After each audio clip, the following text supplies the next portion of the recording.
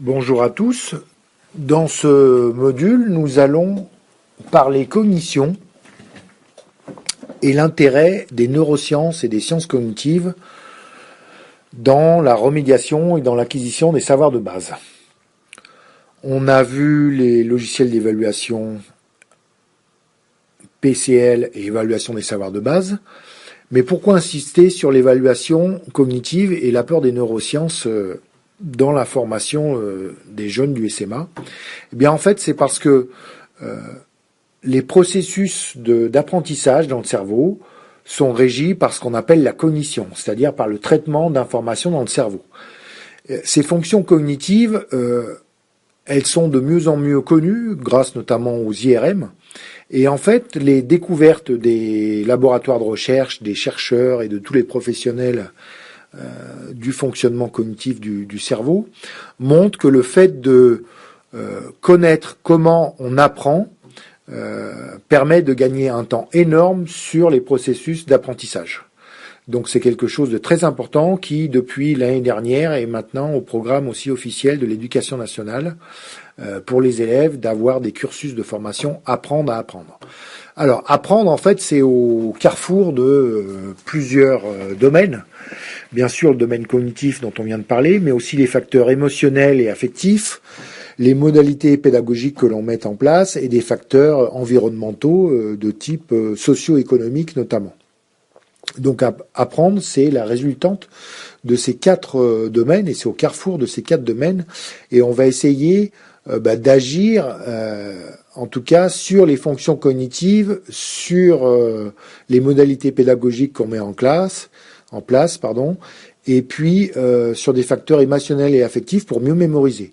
Et les facteurs environnementaux, ils sont aussi pris en compte par le SMA lors du cursus de formation. Alors, on voit que dans le cerveau, il y a plusieurs zones qui traitent les différentes fonctions cognitives. Les fonctions cognitives, c'est aussi bien le langage, le repérage visuospatial, la perception auditive, la perception visuelle, la logique.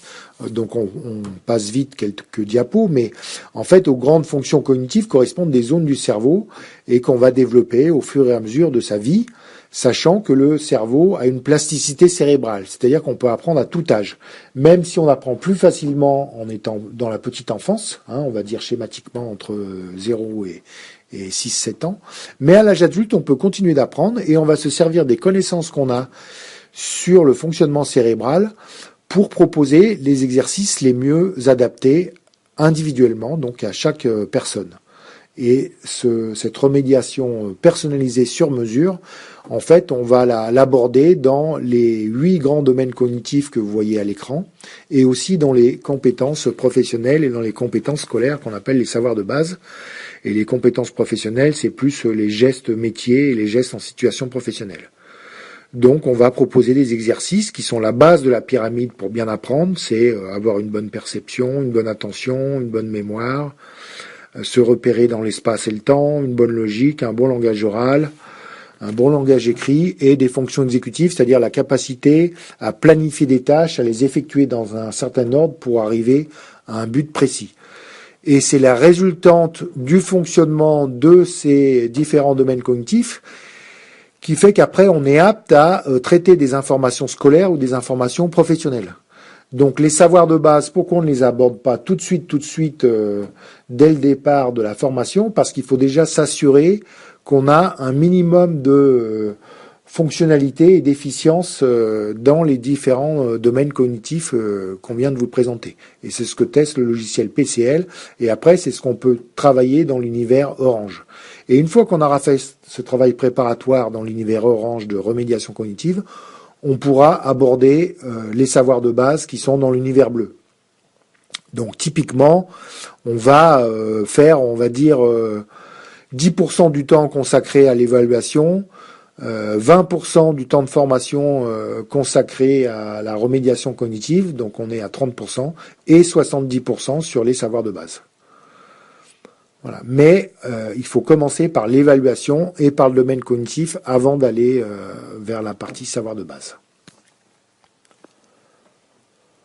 Donc quand on a bien noter l'organisation de cette pyramide, eh bien, on va mieux comprendre le fonctionnement de la plateforme SM Alpha, puisque on va travailler dans différents domaines, par exemple en langage écrit, la fonction cognitive langage écrit. On va travailler aussi bien sur le lien avec l'oral, sur le vocabulaire, sur le lecture au niveau du décodage et notamment la phonologie, c'est-à-dire les associations entre les sons et les graphies, sur la compréhension de la lecture, sur des tâches qu'on appelle de pragmatique et de recherche d'informations écrites.